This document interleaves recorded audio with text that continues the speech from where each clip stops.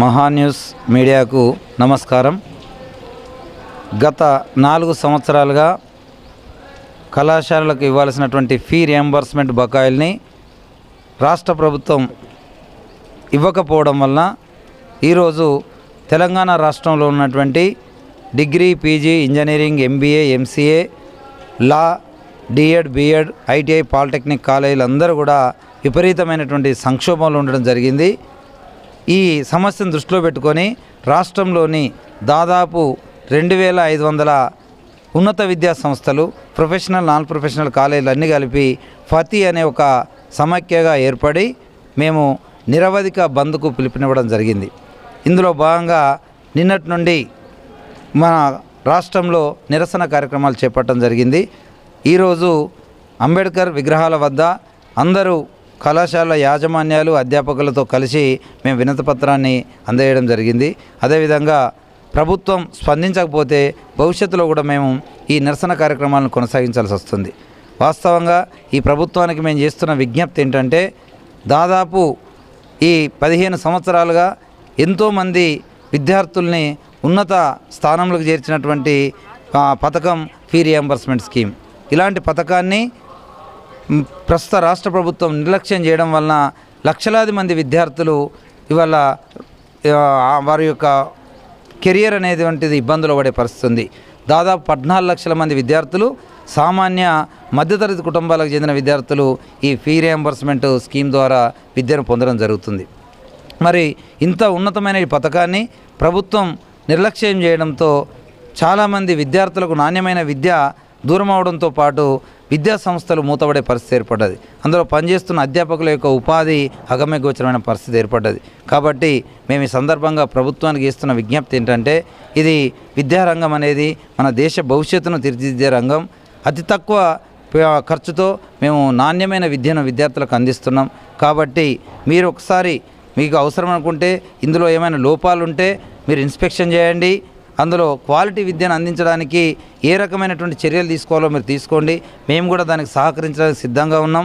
ఖచ్చితంగా ఒక మంచి విద్యా వ్యవస్థను రూపొందించడానికి ఈ రాష్ట్ర ప్రభుత్వంతో కలిసి ముందుకెళ్ళడానికి కూడా మేము సిద్ధంగా ఉన్నాం. కాబట్టి గౌరవ ముఖ్యమంత్రి గారికి మరియు మంత్రివర్గానికి మా డిగ్రీ అండ్ పీజీ కళాశాలల అసోసియేషన్ తరపున, మంచిర్యాల జిల్లాలోని అన్ని డిగ్రీ అండ్ పీజీ కళాశాలల తరపున నేను విజ్ఞప్తి చేస్తున్నా.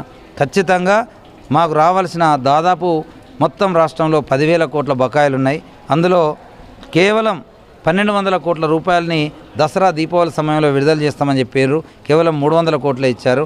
మిగతా 900 కోట్ల రూపాయల బకాయిలు విడుదల చేసి ఇంకా మిగతా 9,000 కోట్ల రూపాయలని వివిధ దఫాలుగా మార్చి 31 లోపు మాకు చెల్లించినట్లయితే విద్యా సంస్థలు అనేటువంటి మళ్ళీ నాణ్యమైన విద్యను అందిస్తూ ముందుకెళ్లే అవకాశం ఉంది.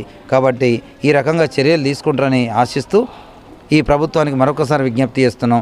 ఒకవేళ ప్రభుత్వం స్పందించకపోతే మేము కూడా ఉధృతంగా మా కార్యాచరణను రూపొందించి లక్షలాది మంది విద్యార్థులతో మేము హైదరాబాద్లో కావచ్చు, జిల్లా కేంద్రాల్లో కావచ్చు ధర్నాలు నిర్వహించడానికి కూడా మేము వెనకాడమని చెప్పి సందర్భంగా తెలియజేస్తున్నాం. ధన్యవాదాలు. ధర్నా రెండవ రోజు. గత 2 years నుంచి మేము స్కాలర్షిప్ల కొరకు ప్రభుత్వాన్ని అడుగుతూనే ఉన్నాం. 1 year తర్వాత ప్రభుత్వం స్పందించింది. ఈ 1200 కోట్లలో ఈ 250 కోట్లు ఇచ్చారు కనుక ఆ 950 కోట్లు ఇవ్వమని మేము నిరవధికంగా నిన్నటి నుండి ఉన్నత విద్యా సంస్థలన్నింటినీ బంద్ పెట్టడం జరిగింది. ఇదే కాకుండా గత 4 సంవత్సరాల నుంచి గత ప్రభుత్వం 2 సంవత్సరాలు, ఈ ప్రభుత్వం 2 సంవత్సరాలు, 4 సంవత్సరాల రియంబర్స్మెంటు మా మేనేజ్మెంట్లకు డ్యూ ఉన్నది. సుమారుగా 12,000 కోట్ల రూపాయలు మా మేనేజ్మెంట్లన్నీ ఇంట్లో బంగారం, భూములు, ప్లాట్లు, ఇండ్లు అన్నీ కుదబెట్టి అప్పులు తెచ్చి వ్యవస్థలు ఇప్పటివరకు నడిపాము. మేము ఇప్పటికైనా ప్రభుత్వాన్ని, ముఖ్యమంత్రి గారిని వేడుకుంటున్నాం. అయ్యా ముఖ్యమంత్రి గారు, మీరు ఇప్పటికైనా తెలంగాణ విద్యార్థులు చదువుకుంటేనే బాగుపడతారు, చదువుకోకపోతే మళ్ళీ గొర్రెలు బర్రెలు గాయాల్సి వస్తుంది. మీరు గొర్రెలు బర్రెలు గాయించాలనుకుంటున్నారా, లేకపోతే వాళ్ళని విద్యావంతులు చేసి ఇంకా ఉన్నత విద్యావంతులు చేసి దేశంలో, ప్రపంచంలో పోటీలో నిలబడాలనుకుంటున్నారా? మాకు అర్థం కావట్లేదు. 4 సంవత్సరాల నుంచి మీరు స్కాలర్షిప్ ఇవ్వద్దు అనుకుంటారంటే ఇండైరెక్ట్గా ఈ పేద పిల్లల మీద కక్ష సాధింపుగానే పైసలు ఇవ్వడం లేదని మాకు అర్థమవుతుంది. లేదంటే మా మేనేజ్మెంట్ల మీదనే కక్ష సాధింప మాకు అర్థం కావట్లేదు. మీకు నచ్చకపోతే ప్రైవేట్ వ్యవస్థలన్నింటినీ ముగించండి, మీ ప్రభుత్వం ద్వారా నడిపేయండి. ఈరోజు మన రాష్ట్రంలో అద్భుతమైనటువంటి ఒక పథకాల్లో అత్యంత విలువైన పథకం ఫీ రియంబర్స్మెంట్. ఆ రోజు గౌరవనీయులు క్రిస్టియర్సు శ్రీ వైఎస్ రాజశేఖర రెడ్డి గారు సామాన్య కుటుంబాల నుండి వచ్చిన విద్యార్థులు అత్యున్నత చదువులు చదవాలనేటువంటి ఒక బృహత్తర ఆశయంతో ఈ స్కీమ్ను ప్రారంభించడం జరిగింది. దాని ద్వారా ఈ 15 సంవత్సరాల్లో వేలాది మంది, లక్షలాది మంది విద్యార్థులు ఎంతో ఉన్నత స్థానానికి వెళ్ళడం జరిగింది. అంటే ప్రభుత్వం పెడుతున్నటువంటి 2 లక్షల కోట్ల బడ్జెట్లో జస్ట్ 1% 2,250 కోట్లతో 14,50,000 మంది విద్యార్థులు దాదాపు ఇంటర్ నుండి మొదలు పెడితే PhD వరకు చదువుకునేటువంటి ఒక అత్యంత ఆవశ్యకమైన పథకం ఇది. మామూలుగా ఇవాళ ఇదే ప్రభుత్వం ఒకటో తరగతి, 2వ తరగతి విద్యార్థుల మీద ఒక సంవత్సరానికి 1,08,000 ఖర్చు పెడుతుంది.